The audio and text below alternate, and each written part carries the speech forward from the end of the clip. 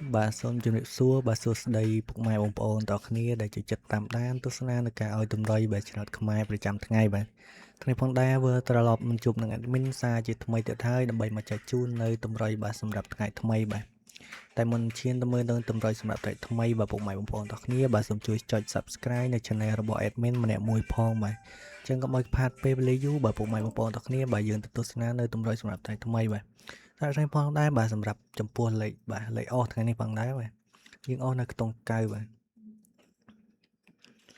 សម្រាប់ខ្ទង់ទៀតយើងអស់នៅខ្ទង់ខ្សែរបស់ពុកម៉ែបងប្អូនទាំងអស់គ្នា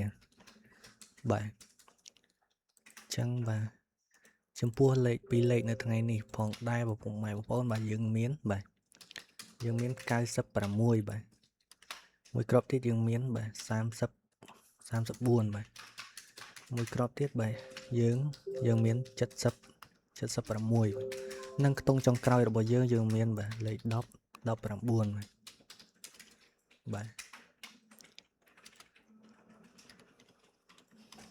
បាទចឹងបាទសម្រាប់លេខធំបាទចំពោះលេខធំនៅថ្ងៃនេះបាទយើងមាន9បាទ9 17បាទគុណមួយខ្ទង់ទៀតបាទយើងមាន2បាទ263បាទគុណនិងខ្ទង់ចុងក្រោយរបស់យើងមានបាទ844បាទគុណដូចគ្នាពុកម៉ែបងប្អូនបាទចឹងបាទសម្រាប់លេខតម្រុយនៅថ្ងៃនេះផងដែរបាទសម្រាប់ខ្ទង់អូយើងមានអូ9និងមួយគ្រាប់ទៀតយើងមានអូ40បាទចំពោះលេខ2លេខនៅថ្ងៃនេះផងដែរយើងមាន96មួយគ្រាប់ទៀតយើងមាន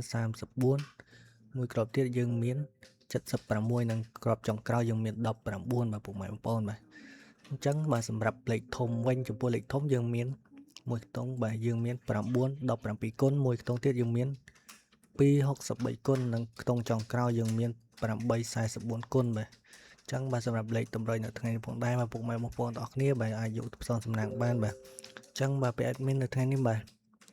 មានលេខតម្រុយល្អសម្រាប់ចែកជូនទៅកាន់ពុកម៉ែបងប្អូនតែប៉ុណ្្នឹងទេបាទសង្ឃឹមថាពុកម៉ែបងប្អូនបាទពេញចិត្តនៅលេខតម្រុយនៅថ្ងៃនេះបាទចឹងបាទអរគុណច្រើនពុកម៉ែបងប្អូនទាំងអស់គ្នាបាទជូនពរពុកម៉ែបងប្អូនទាំងអស់គ្នាបាទ